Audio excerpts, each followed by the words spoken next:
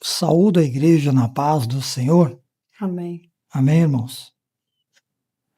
Vamos abrir a nossa Bíblia no livro, nas cartas de Paulo, quer dizer, de 1 Timóteo, no capítulo 4, no versículo 1 em diante. Vamos ver o que o Senhor fala conosco nesta palavra? O nome da minha mensagem será Proibindo o Casamento. Amém, irmãos? Então diz o texto: mas o Espírito expressamente diz que, nos últimos tempos, apostatarão alguns da fé, dando ouvidos a espíritos enganadores e a doutrinas de demônios. Pela hipocrisia de homens que falam mentiras, tendo cauterizada a sua própria consciência, proibindo o casamento e ordenando a abstinência dos alimentos que Deus criou para os fiéis e para os que conhecem a verdade, a fim de usarem deles com ações de graças, porque toda criatura de Deus é boa. Amém, irmãos? Glória a Deus. Aleluia, Jesus. Aqui o apóstolo Paulo, ele está dando instruções, né, na sua primeira carta que ele escreve a Timóteo. Timóteo é um discípulo de Paulo, que ele acabou se tornando líder, né? Ele se tornou bispo da maior igreja da Ásia daquela época, que era a igreja de Éfeso. Ele foi colocado por Paulo, né? Paulo, então, está dando instruções para Timóteo. Ele é muito jovem, ele precisava aprender algumas coisas.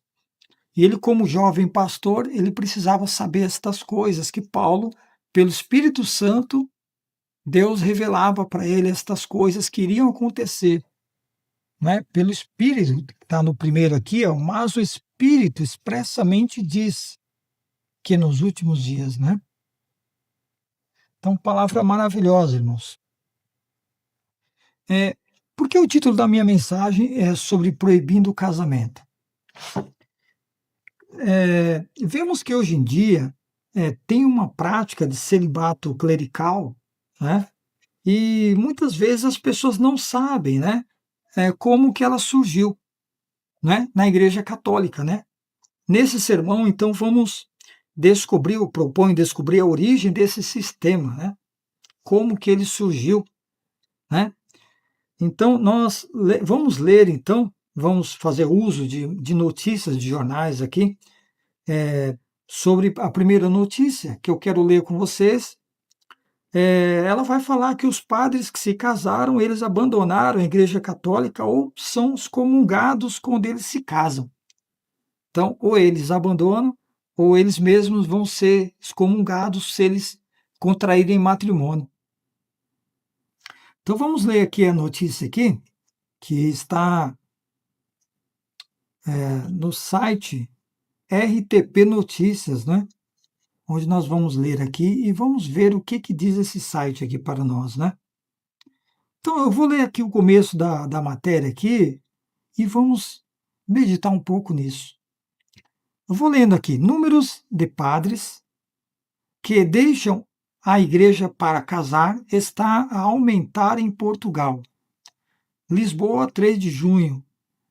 Diz: os padres que deixam o sacerdócio para casar está a aumentar em Portugal, ultrapassando já os 400, segundo o movimento Associação Fraternitas, que está preocupado com o abandono repentino e o corte definitivo com a igreja de alguns sacerdotes. Então está aí, né, irmãos, falando nessa matéria. É lamentável, né, que sacerdotes que a Igreja Católica treina por mais de 8 anos, fazem faculdade, estudam tanto, mas quando bate lá a vontade de querer casar, eles não casam. Ou porque não podem, porque eles fazem o voto de ser celibatários, né? Eles não podem se casar, são proibidos de casar. Então, a gente vê essa prática muito triste na Igreja Católica. Eu estou citando só Portugal, mas temos no Brasil e no mundo todo, onde as igrejas católicas, apostólicas romanas estão. Isso acontece muito rotineiramente. pessoas não aguentam a solidão e os homens acabam arrumando uma mulher e acabam se casando e são obrigados a abandonar o, o ministério, né, sacerdotal. Então, nós vamos ver as origens, como surgiu isso na Igreja Católica Romana, de que forma surgiu, em que ano que foi.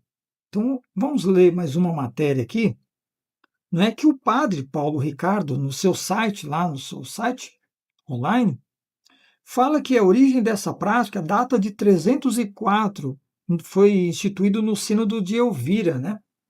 Vamos ler só um pouquinho, dar uma olhada nessa matéria rapidamente para entender um pouco. Aqui ele fala qual é a origem do celibato sacerdotal.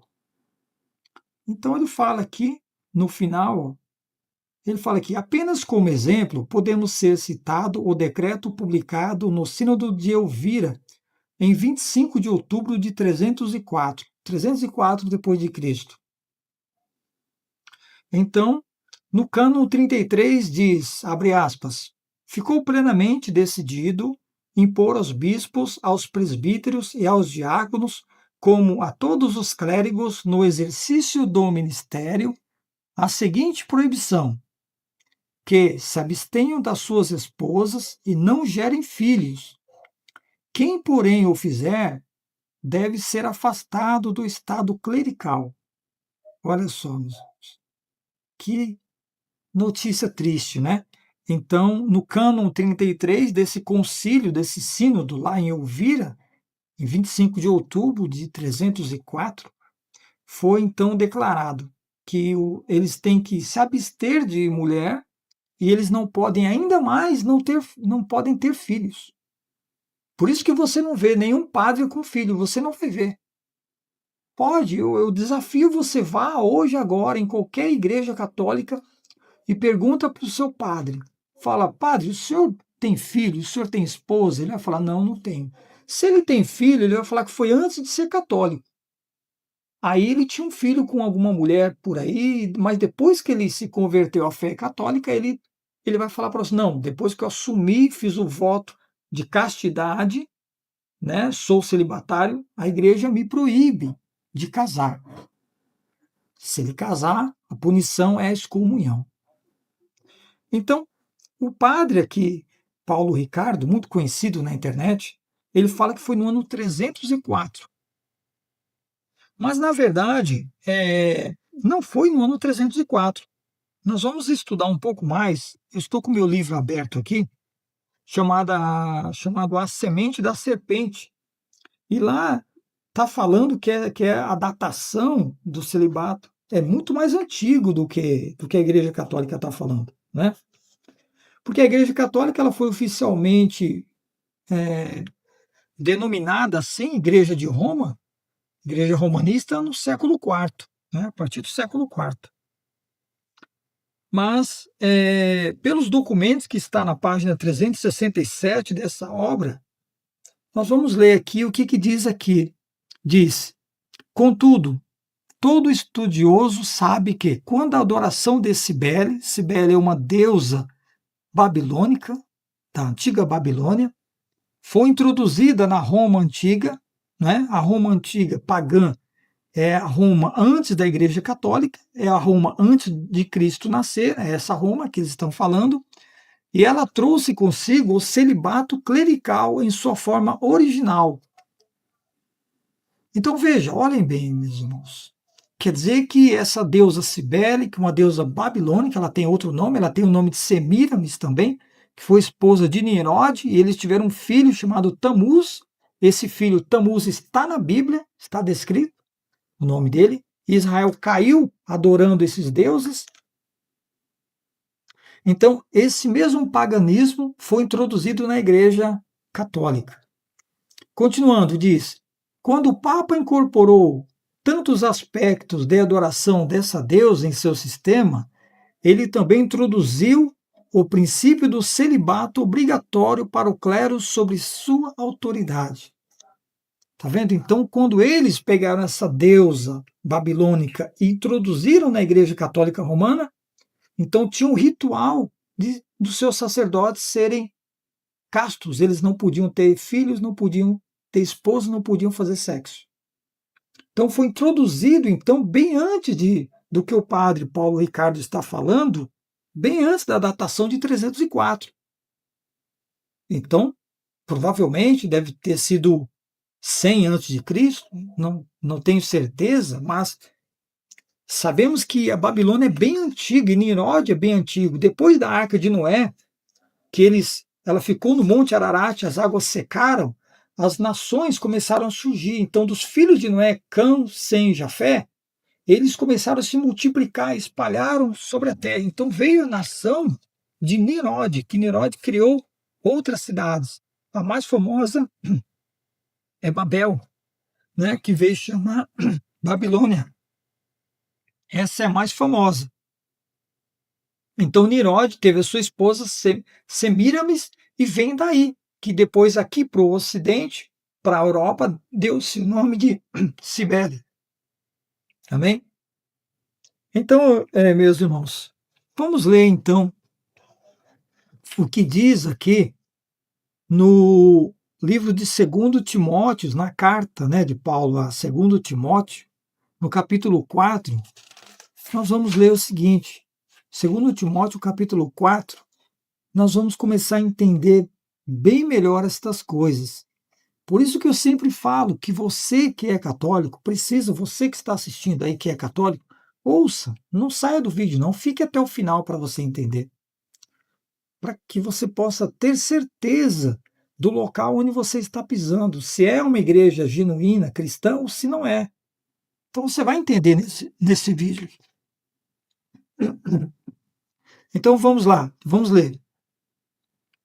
Capítulo 4 de 2 Timóteo, a partir do versículo 1, do 1 ao 5, nós lemos: Conjuro-te, pois, diante de Deus e do Senhor Jesus Cristo, que há de julgar os vivos e os mortos na sua vinda e no seu reino, que pregues a palavra, instes a tempo e fora de tempo, corrijas, repreendas, exortes com toda longanimidade e doutrina, porque virá tempo em que não suportarão a sã doutrina, mas, tendo coceira, em algumas versões está comichões, em algumas está comichões, não sei como está na Almeida 1819. Está comichão, na minha ACF está coceira, que é a mesma coisa, tendo coceira nos ouvidos. Né? Amontoarão para si doutores, ou seja, teólogos, mestres, conforme as suas próprias concupiscências, e desviarão os ouvidos da verdade, voltando às fábulas. Mas aí Paulo vai falando no 5 para Timóteo, ele está falando. Mas tu, Timóteo, sê sóbrio em tudo, sofre as aflições, faze a obra de um evangelista, cumpre o teu ministério. Paulo aqui, ele já escrevendo, sabendo que faltava pouco tempo para ele já ser martirizado, Paulo iria ser decapitado, estava preso em Roma, né? Ele escreve essas palavras para Timóteo. Timóteo, instes, pregue, exortes, repreendas, porque virá tempo em que não suportarão a sã doutrina. Esse tempo que Paulo falou não era para a época dele. Claro que foi o início, mas esse tempo se cumpre nos dias de hoje. Estamos vivendo esse tempo que Paulo fala. É o tempo final, porque o sistema babilônico está pronto e está aí o paganismo que a igreja na época combateu e destruiu na época de Paulo.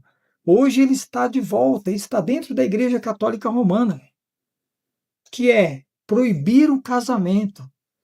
Vemos hoje a igreja, por exemplo, a Igreja Deus Amor, que ela proíbe o segundo casamento. Nós estamos vendo as igrejas copiando. Na Igreja Universal, nós vemos que lá é proibido, o seu pastor, o seu bispo, ele proíbe que os seus pastores tenham filhos, eles são obrigados a fazer vasectomia, eles são obrigados a cortar a parte para não gerar filhos, ou seja, a Igreja Deus Amor, não só a católica, mas como a Igreja Universal, também aderiram ao sistema babilônico da besta, proibindo o casamento, proibindo ter filhos, gerar filhos, proibindo que o ministro se case novamente. Lá é proibido. Olha só.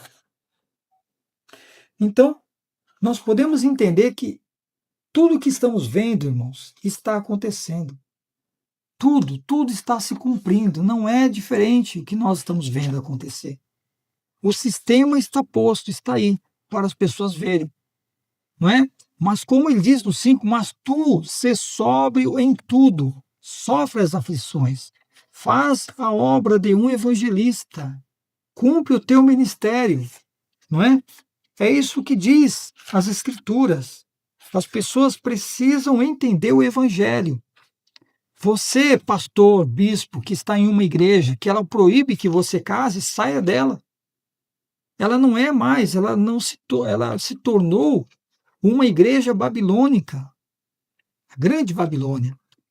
Não, ela proíbe, como fala Paulo, né? Ela proíbe, né? Como está aqui no 1 Timóteo, no capítulo 4, né? Que nós lemos aqui, no versículo 3, está dizendo, proibindo o casamento e ordenando a abstinência dos alimentos que Deus criou para os fiéis. Então, proíbem o casamento.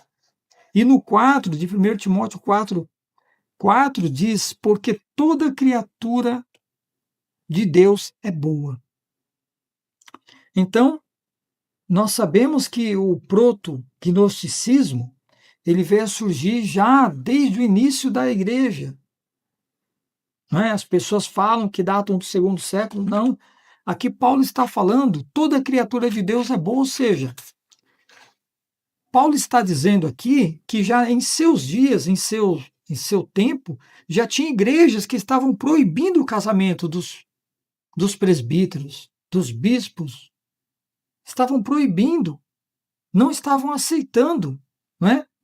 Então, nós vemos que tudo isso estava acontecendo e as pessoas precisam se atentar, não devem aceitar de forma alguma o que está sendo imposto para nós. Nós não devemos aceitar, não é? Porque nós temos que entender aqui no capítulo 3 que tudo isso cai por terra, tudo que a Igreja Católica fala que o padre não pode casar. Então veja aí em 1 Timóteo capítulo 3, um capítulo atrás. Estamos lendo 4, viu? Um atrás, vamos ler um pouquinho para você entender. A partir do primeiro está dizendo, esta é uma palavra fiel. Se alguém deseja o episcopado, excelente obra deseja. Episcopado é cargo de pastor, de presbítero. Episcopado é episcopo, né? É os cargos ministeriais, episcopais. Então diz, é necessário, pois, que o bispo seja irrepreensível. Aqui estão as ordenanças, Paulo falando para Timóteo, os deveres dos bispos e diáconos. Quando você for escolher, quando a igreja escolher um homem candidato a ser pastor, ele deveria ter essas qualificações. Se ele não tivesse, ele não estava apto para exercer o ministério de ser pastor. Então diz aqui, ó, ele deve ser marido de uma mulher, vigilante, sóbrio, honesto, hospitaleiro, apto para ensinar. Olha o que Paulo está dizendo. Então, quer dizer, a Igreja Católica fala que o bispo não pode casar, mas aqui Paulo está falando que ele tem que ter mulher, ele tem que ser marido de uma mulher, irmãos. Olha aí, cai por terra. Tudo o que a Igreja Católica está falando é heresia. Não se prova nas Escrituras. Está dizendo aqui, olha só, é necessário, pois, que o bispo seja irrepreensível, uma pessoa que anda com a sua vida íntegra, não anda mentindo, não anda espancando esposa, tem bom testemunho lá fora, os vizinhos falam bem dele, irrepreensível, sem mácula, e que ele seja marido de uma mulher, ele tem que ser, meus irmãos. Ele pode casar. Você vê que Paulo, em certa ocasião, Paulo responde a pergunta de alguns, né, que já queriam introduzir isto na igreja, o celibato, já na época de Paulo. Por isso que Paulo escreve aqui, que estão proibindo o casamento e Paulo está combatendo isso. Paulo fala assim, né, E também Paulo fala que tem alguns que eles estão querendo proibir o casamento. Paulo diz, então, bom, mas nós, eu mesmo, Paulo fala, eu não tenho o direito de ter uma esposa, minha companheira, para me ajudar nas viagens, para pregar o evangelho? Não tenho eu o direito, sendo apóstolo? E os demais apóstolos não têm esposas? Como Pedro, ele ainda cita Pedro, Cefas, ele fala Cefas, que é Pedro, né? Ele fala, Pedro não tem? Não tem a sogra de Pedro? Pedro não era casado? Por que nós também não podemos casar? Se nós quisermos casar, Paulo fala, não há nenhuma implicação para o episcopado. O bispo pode casar, aliás, ele deve ser casado para que evite tentações. É melhor que ele seja casado. Então, Paulo está dizendo, olha só, meus irmãos, ó, que governe no quarto, que governe bem a sua própria casa, tendo seus filhos em sujeição com toda modéstia. Olha só, tá vendo? Então, ele tem que governar bem a sua casa, né? Ele tem que ser um bom dirigente da sua casa, governe bem. Os seus filhos devem falar bem: olha, o meu pai é uma bênção, não dado ao vinho, não beberrão, para que não haja, para que cala a boca do diabo, a condenação de Satanás, ó, para que não caia na condenação do diabo, para que o diabo não tenha com que nos acusar. Então, tudo que a Igreja Católica está pregando é heresia. Se você está lá, saia desta igreja. Saia desta igreja, meus irmãos, porque Paulo, ele diz, ele fala para nós, meus irmãos, né? Conjuro-te, aqui no 2 Timóteo, de novo, pois diante de Deus e do Senhor Jesus Cristo, que há de julgar os vivos e os mortos na sua vinda e no seu reino, que pregues a palavra, Timóteo, pregue a palavra, instes a tempo e fora de tempo. O que é estar a tempo e fora de tempo? É você insistir, aproveitar as ocasiões. Vai no mercado ali comprar as suas verduras, leva um folheto. Fala de Jesus, entrega um folheto. Porque é fora de tempo, ou seja, você está fora da igreja. Você não está lá. Então, a tempo e fora de tempo, você tem que corrigir. As pessoas falam não julgueis, é mentira. Você tem que julgar sim. Está dizendo aqui, Paulo, corrija as pessoas que estão no erro, corrija-as, repreendas, exortes. Não é? Exortar, meus irmãos, não é você pensar que você vai chegar, olha, irmão, você pecou, aponta o dedo. Não, irmãos, é com amor. É com amor. Você tem que saber conversar com as pessoas, saber falar do evangelho com as pessoas. Isso que Paulo fala que é você fazer a obra do Senhor com toda longanimidade e doutrina, mostrando, provando que você está corrigindo, está na Bíblia. Leva a Bíblia e prova para a pessoa, na doutrina. Longanimidade, você tem que ser longânimo. Tardio em irar-se, você tem que ter paciência. Se a pessoa for idosa, você tem que respeitar ele como se ele fosse o teu pai. Falar mansamente, falar calmo com ele. É isso que Paulo está dizendo. Então, meus irmãos, tendo posto tudo isso, eu finalizo aqui e falo para você que ouviu esta mensagem agora. Se você que ouviu esta mensagem, se você que ouviu Deus falar com você, então você ouça o que Jesus fala com você em João. Ele diz: mas a todos quantos o receberam, deu-lhes o poder de serem feitos filhos de Deus, aos que creem no seu nome. Também João ele fala: porque Deus amou o mundo de tal maneira que deu seu Filho unigênito, para que todo aquele que nele crê não pereça, mas tenha vida eterna. E também disse Jesus: eu sou o caminho, a verdade e a vida. Ninguém vem ao Pai senão por mim. Irmãos, tem dois caminhos. Há um caminho que ele é ensanguentado, ele é estreito. A porta tem sangue nesta porta. Se você achar esse caminho estreito, com uma porta que tem sangue, é o caminho de Cristo.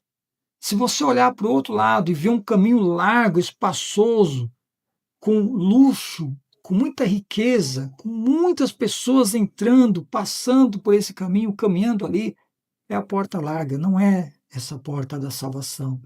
Pois a salvação ela é tomada à força, Não é fácil entrar nos céus. Assim, irmãos, que Deus ele fale melhor ao seu coração.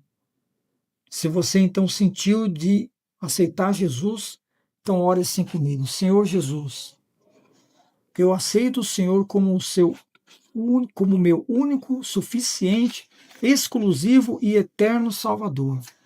Escreva o meu nome no livro da vida. Prepara o meu caminho para que eu possa ser batizado e esperar a volta do Senhor Jesus. Assim, irmãos, vamos esperar a nossa irmã Rosângela terminar aqui, para que nós possamos terminar este culto em nome de Jesus. Amém. Paz do Senhor. Eu vou ler aqui o Salmo 23, o Salmo de Davi. Jeová é meu pastor, e nada me faltará.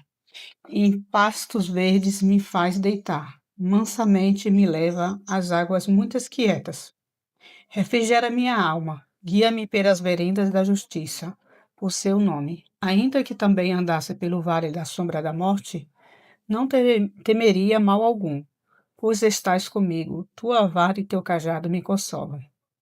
Preparais uma mesa perante mim, de frente com meus adversários. Ungis minha cabeça com azeite, meu cálice transborda. Pois bem, a bondade me seguirão todos os dias da minha vida, e ficarei na casa do Jeová por longos dias. É, é um salmo muito bonito, né? Do Davi, a gente estava vendo a série, né? Da casa do rei Davi. E é muito bonito, porque isso é uma canção, né? Poema dele, do Davi, que ele escreveu, né? É um dos poemas mais bonitos que ele entregou antes dele casar com a esposa dele, né? E fala sobre as batalhas que nós enfrentamos dia por dia, né? Que para nós ter fé em Deus e confiar em Jesus Cristo, que tudo, se nós entregar o nosso caminho à verdade e a vida a Ele, né? E confiamos, né? Devemos seguir o exemplo de Jesus, andar em comunhão, pregando as palavras não só na igreja, mas levar. Tem muita gente aí, principalmente os jovens perdidos, precisando de uma palavra, ou em casa, ou seja, no trabalho. Então, vamos fazer nossa parte. Se você não sabe passar uma mensagem, leia só um versículo, já é o bastante para aquela pessoa. Ele vai chegar em casa, pede para ele ver. Você tem uma Bíblia, tem um celular, procure lá, leia, medite. E é isso que eu deixo em nome de Jesus Cristo, amém. Amém. Vamos orar. Senhor, nosso Deus, nosso Pai, nesta hora, Senhor, de oração, entramos, Senhor, na Tua presença, ó Deus. Te agradecemos por tudo, Senhor, por esta palavra maravilhosa que o Senhor falou aos nossos corações. Muito obrigado, Senhor Jesus. Esteja conosco, Senhor. Vá conosco nesta caminhada. Dê forças àquele que é fraco, cansado e oprimido. Liberta, Senhor, nos purifica, nos prepare, Senhor, para aquele grande dia que o Senhor vai voltar à terra para arrebatar a tua igreja. Assim, Senhor, nós ficamos e estamos gratos a Ti. Que os Teus anjos nos guardem, Senhor, nos proteja ao nosso derredor, Senhor. Sim, agora e para todo sempre. Amém. Amém, Senhor.